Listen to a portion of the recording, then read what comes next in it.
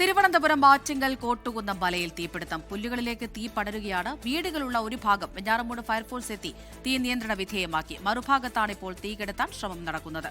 മേഘന മുരളി തിരുവനന്തപുരത്ത് നിന്ന് വിവരങ്ങൾ നൽകും. മേഘന, ഇത് എപ്പോഴാണ് തീപിടുത്തം ഉണ്ടായത്? നിലവിലെ സാഹചര്യം എന്താണ്? തീ പൂർണ്ണമായും അടച്ചോ?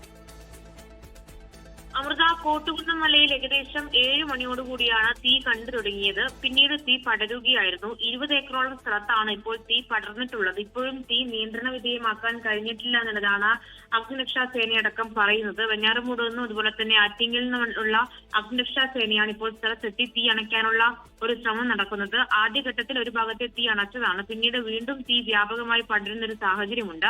റബ്ബർ മരങ്ങളും തരിശുപാറയും നിറഞ്ഞ സ്ഥലത്താണ് തീ വ്യാപകമായി പടർന്നിരിക്കുന്നത്. ഇവിടെ ജനവാസ മേഖലയല്ല എന്നുള്ള കാര്യം ഒരു ആശ്വാസമാണ്. പക്ഷേ ഇതുവരെ തീ നിയന്ത്രിക്കാൻ കഴിഞ്ഞിട്ടില്ല. ഇനിയും തീ പടരുകയാണെങ്കിൽ അത് ഈ മലയുടെ താഴ്വാരത്ത് താമസിക്കുന്നവർക്കടക്കം ഭീഷണിയാണ് എന്നുള്ളൊരു കാര്യം കൂടി, ഒരു മുന്നറിയിപ്പ് കൂടി അഗ്നിരക്ഷാ സേന നൽകുന്നുണ്ട്. എന്തായാലും ഇപ്പോൾ നമ്മൾ ഈ ദൃശ്യങ്ങളിൽ കാണുന്നത് പോലെ തന്നെ മറ്റൊരു മലയുടെ ഭാഗത്തു നിന്നാണ് ഈ ദൃശ്യങ്ങൾ പകർത്തുന്നത്. അവിടേക്ക് എത്തിപ്പെടാനുള്ള ഒരു സാഹചര്യം അടക്കം ബുദ്ധിമുട്ടടക്കം ഉണ്ട് അഗ്നിരക്ഷാ സേനയ്ക്ക്. അവിടെ വെള്ളം എത്തിക്കാനും മറ്റുമുള്ള ഒരു ബുദ്ധിമുട്ടടക്കമുണ്ട്. എന്തായാലും വിവിധ യൂണിറ്റുകൾ അതികഠിനമായിട്ടുള്ള ശ്രമം നടത്തുകയാണ് ഈ തീ അണയ്ക്കാനായി. ശരി, മേഘന മുരളിയാണ് തിരുവനന്തപുരത്ത് നിന്ന് വിവരങ്ങൾ നൽകിയത്.